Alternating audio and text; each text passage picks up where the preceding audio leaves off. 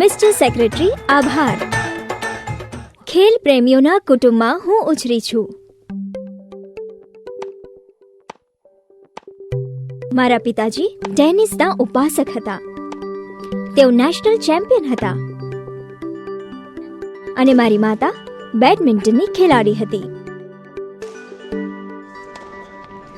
School પૂરી થયા પછી અમારું આખું કુટુંબ ટેનિસ કોચિંગ સેન્ટર ઉપર ભેગું થતું.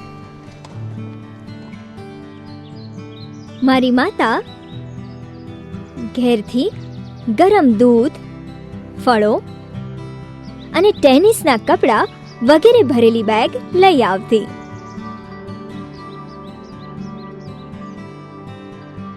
સ્કૂલ પૂરી થતા તરત જ મારી નાની બહેન રીટા અને હું કોર્ટ તરફ દોડી જતા. અમે અમારા વારાની રાહ જોતા જોતા બાજુના બાંકડે બેસી અમારું હોમવર્ક પતાવતા. સ્પર્ધાત્મક ટેનિસ રમવા માટે એક કિશોરી તરીકે હું આખા દેશમાં ફરી હતી.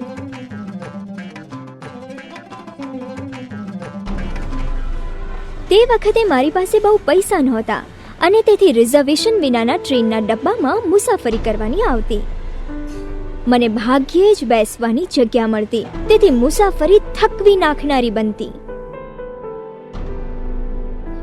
પણ છતાં ત્રીજા વર્ગની મુસાફરીનો ફાયદો એ હતો કે મારા જેવા વિદ્યાર્થીઓને અડધી કિંમતે ટિકિટ મળતી. પણ મને અડધી કિંમતે મુસાફરી કરવા દે તેવું ફોર્મ મેળવવું અત્યંત મુશ્કેલ હતું. ટેનિસ એસોસિએશનના સેક્રેટરી આ ફોર્મ આપતા અને તેથી ઘણા મહત્વના માણસ હતા. અરજી કરનારાઓને લાંબી રાહ જોવડાવી તે પોતાનું મહત્વ સાબિત કરવા ઈચ્છતા. ક્યારેક તો તેમને મળવા માટે મારે આખો દિવસ બગાડવો પડતો. મારે ગૃહ કાર્ય હોય, પરીક્ષાઓ હોય, ટેનિસની પ્રેક્ટિસ કરવાની હોય અને ક્યારેક તો ફિટનેસ માટેના વધારાના વર્ગો હોય, છતાં પણ કતારમાં બેસી રહેવું પડતું, જે ભાગ્યે જ આગળ ચાલતી. મજબૂરી અનુભવીને ગુસ્સામાં મારી મુઠ્ઠીઓ બાંકડા પર પછાડતી.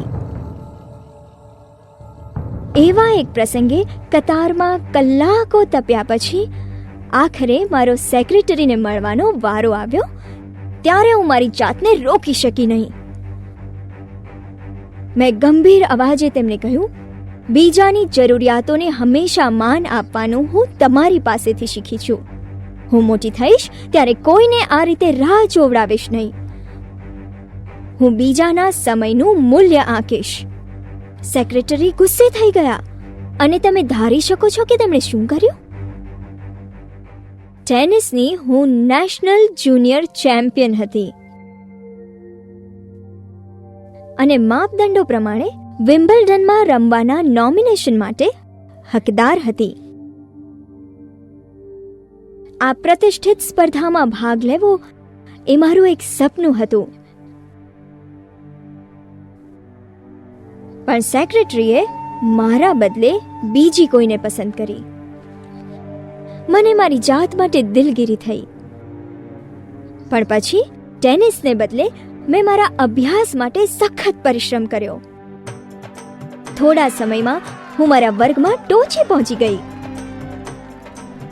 આજે જ્યારે હું મારી જિંદગીમાં પાછું વળીને જોઉં છું, ત્યારે આવો સમયનો મૂલ્યવાન પાઠ મને ભણાવવા બદલ સેક્રેટરીનો આભાર માનું છું.